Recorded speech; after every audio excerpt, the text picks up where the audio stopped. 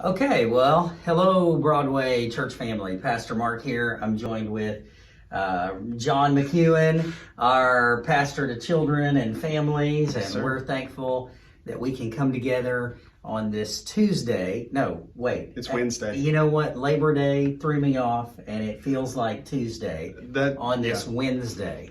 We're gathered together. Yes, sir. Yeah. So we wanted to just take a moment and number one, just kind of explain this past Sunday, and number two, talk about this upcoming Sunday. So John, let's start with this past Sunday. Now, we did a Facebook Live, but a lot of people said, hey, I wasn't able to watch Facebook. I don't have Facebook, or I missed it. I thought it was going to be on YouTube or on the web page or any other various platforms. So just in case you're not aware, we have multiple platforms that normally we will send out something like that to, so that multiple people can watch it.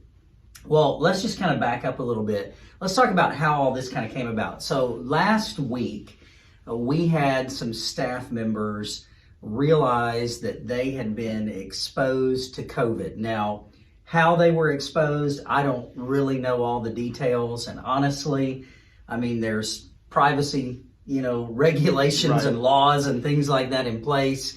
And it's not really our place to start talking about all different kind of people and their medical issues. But some of our staff members realized they had been exposed. Yes. Therefore, we had been exposed, because before these staff members realized they had been exposed, we all had been in small rooms having meetings, discussions, all kinds of things. Right. So early last week, we said, all right, well, we need to just be careful and cautious. And if anyone starts experiencing any kind of symptoms, then you need to go get tested. Well, one of our staff members did start experiencing symptoms, went and got tested. We found out late Friday afternoon that this staff member had COVID. So immediately we're like, okay, we've all been exposed. None of us are showing any symptoms yet, but we've all been exposed. So what do we do? Well, in addition to that, COVID was rampant through our church body. Last week, it seemed like we were getting updates every few minutes, every few hours. Another person has it, another person has it, another person has it. So Friday afternoon, Brandon and I, we were the last two, I think, here. John, you might have been in here with us, but we said, look, let's come up with a game plan. We now have what we think are two staff members. So by Friday afternoon, it kind of morphed into two staff members who may have been exposed or have it. One definitely has it. We have a lot of church members that have COVID-19. Right. And a lot of the church members that had COVID-19 were people that were going to do things on Sunday, like music and sound. And I mean, the list could just go on and on, greeting and security. And so we were like, all right, look, we obviously are down to a minimal staff on Labor Day. We have a lot of people that have been exposed. We just don't think this is a wise, good idea to ask people to come to the building. Right. So late Friday afternoon, we just made the audible call. We're going to go digital. Now, again, that was kind of last minute, but we felt like we had to do it. Right. We did. Now, in between Friday and Sunday, another staff member, and I'm trying to be careful here because, this affects a lot of things, a lot of people. It does. We have a lot of channels we have to go through. I'm trying to be as diplomatic and gracious as I can. But let's just put it this way. Between Friday and Sunday, we had another staff member get really sick. Yes. So on Sunday morning, our plan was to come up here and film the service and try to do as natural of a service as we possibly could and get it out to the body. Yes. And it was just going to be me and another staff member because we said, look, we've been exposed. It's going around. We don't need to ask anybody else to come up here. Well, this particular staff member got really, really sick on that day. Right. Could not come up here. So now it's just me. And I'm like, all right, what do I do? So I try to make it work. Right, yeah. Long story, internet is not great here, okay? That's another issue for another time, but the internet is not great because we share a system. And so ultimately, I couldn't do anything. Right. So I was stuck with my phone trying to upload a sermon, and essentially all I could do was Facebook Live. I had to take my phone off of the network here, put it on my data plan, and the only thing it would let me do is Facebook Live. So I know a lot of people were like, well, we didn't get it and we didn't see it, and look, my apologies. Honestly, I was by myself just trying to make it work, trying to get something out there by 10:30. And the longer it kept delaying, I realized if I don't do something, I'm not going to get anything out. Right. And this is just where we are right now. And we're in the middle of a pandemic. We have people that have been affected. We're going to do the best we can today. Yeah. And so that's what we did. Was it perfect? No. But we did the best that we could that day, considering, people woke up sick. And what are you going to do when people wake up sick? You're going to do the best you can. If I had been here longer, I would have just said, let's take a sermon that we had from maybe a month or two ago and let's replay it. Right. But I've only got like 4 sermons that I preached. So we couldn't do that. There was nothing we had in the bank. And we just said, look, we've got, I've got to do something. So that was kind of last Sunday. I don't know, did you get to see the devotional Sunday? And by the way, I was like, okay, I'm not going to do Mark because I don't know that I can get this out. I don't know who's going to see this. Right. So I'm just going to try to put something together from Hebrews 10, 24 and 25. Because, John, I really thought to myself, man, I'm really burdened for the church. Right, yeah. I want the church to meet, and I don't want to cancel church. No. And I hope our members aren't thrilled and excited about canceling church. And I hope that our people want to come back together. I keep hearing some people, from churches all over in America, people are saying, well, I don't know if our people are going to come back. And I hope that none of our people have that mentality. Because really, it's biblical to meet together. Yes. So anyway, I don't know. You caught the devotional? We did. My wife had it pulled up on her phone, and we tried to do some things to put it on our TV, and none of that was working. So we just had like 3 different phones going in 3 different rooms.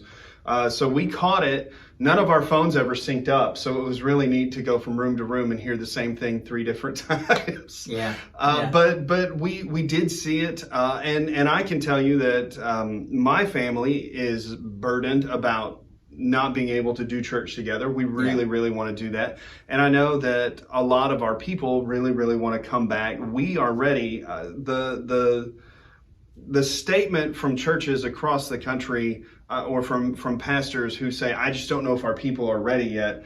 I don't think that applies to our situation. Our people are really ready. Now, our people are gracious and our people understand when situations like this arise and there's not a whole lot that you can do, and you just sort of, you do what you can in the moment for as many people as you can do it for. But we are definitely excited and ready to be back together. And so I know that that sort of lends itself to what we're doing on the 13th and then on the 20th and beyond. So so just kind of to recap, we apologize for what happened Sunday. Many of you were so gracious. We hate that we couldn't get it out. Yeah. I would just say, kind of ending this and then moving on to the next thing about this next Sunday. Right. I think what differentiates what happened this past Sunday to what happened through the whole pandemic is this past Sunday, you actually had staff members and church members who had COVID. Yes. During the pandemic, honestly, not many people had contracted COVID. Everybody was not meeting. Everybody was socially distancing. But in the beginning, in March, when we shut everything down in the nation, I didn't know very many people who had COVID. Right. Really, in April, I didn't know very many people who had COVID. And there's a government official back in Texas who told me That's where I was living at the time. He said, honestly, we probably shouldn't have shut down when we did. We probably should have waited because it wasn't here yet.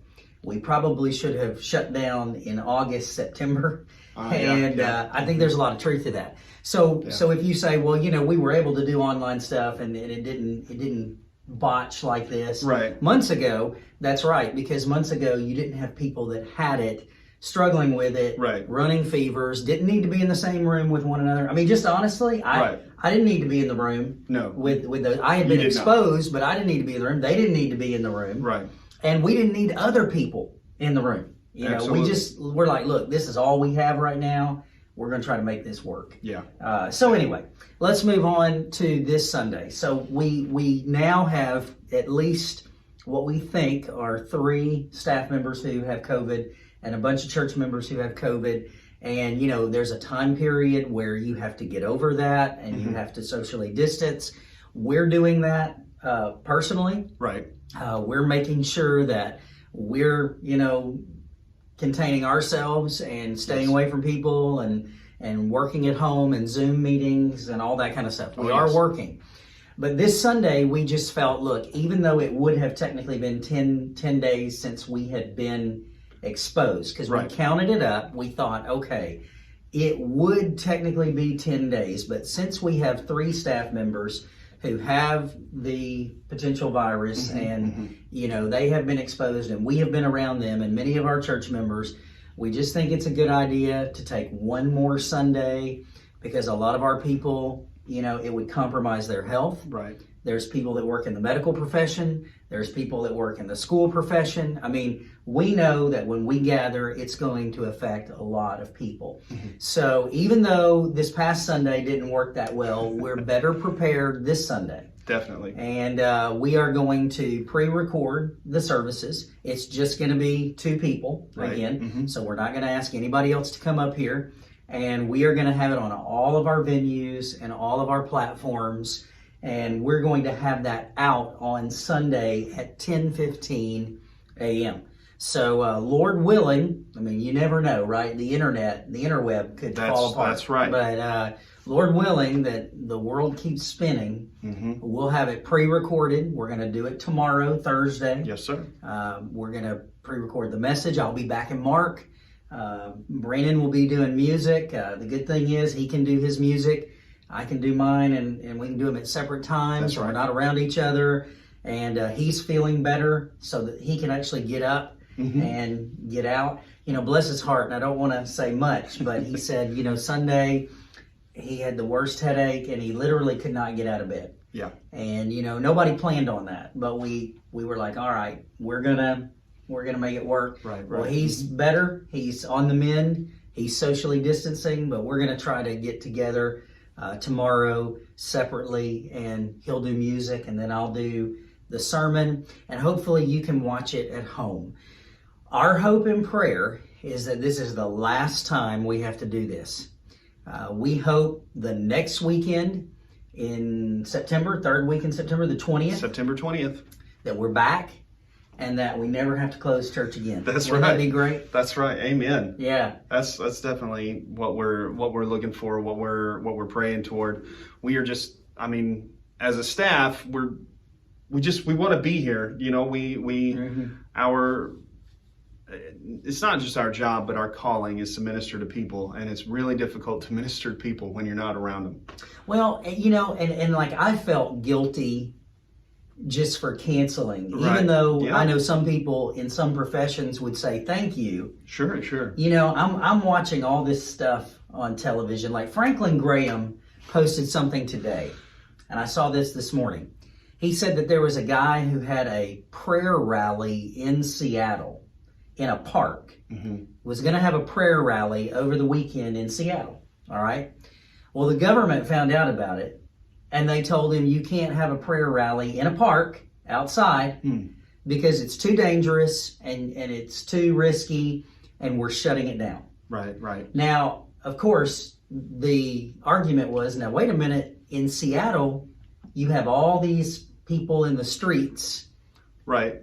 Walking together, protesting, gathering, doing all kinds of things, and you guys aren't shutting them down. but Franklin Graham's ministry wants to have a prayer rally in a park, and you want to shut that down. And so what they ended up doing, really interesting story, they called it a prayer protest. And they just met in the streets, and they had thousands in the streets. Oh, wow. And the government couldn't do anything about it. My only point is, okay, I'm not giving validation to the protesters or not giving validation. I'm not weighing in on that. I'm just saying, look, it's an odd day in the life of a country. Yes. When we will allow a whole lot of gatherings, whether it's restaurants, whether it's whatever, but we won't allow people to gather for prayer, and we won't allow people to gather for church. Right. We're seeing right now in California 2 different churches, MacArthur's church and then this other Baptist church that I'd never heard of. But they're in San Clemente? No, I don't know. San Bernardino, San Clemente. So they're somewhere up there. They're over there where MacArthur's College is, Masters University, and whatever that little town is.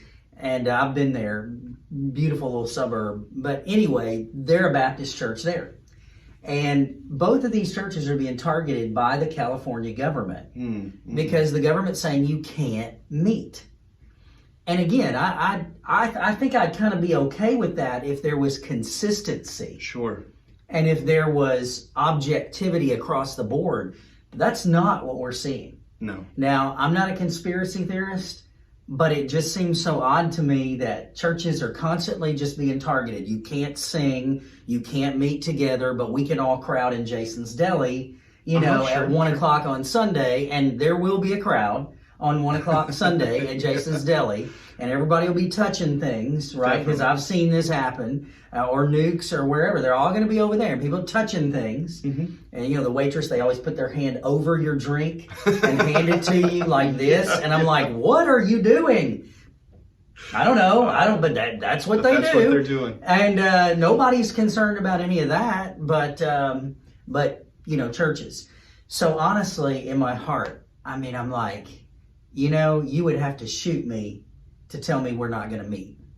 But because we were exposed, right, and because people had it, I'm like, all right, I'm willing to do this for 2 weeks. We're willing to get this 14-day thing out of the way. Yep. And then, what you need to do personally, privately, that's one thing. I respect that.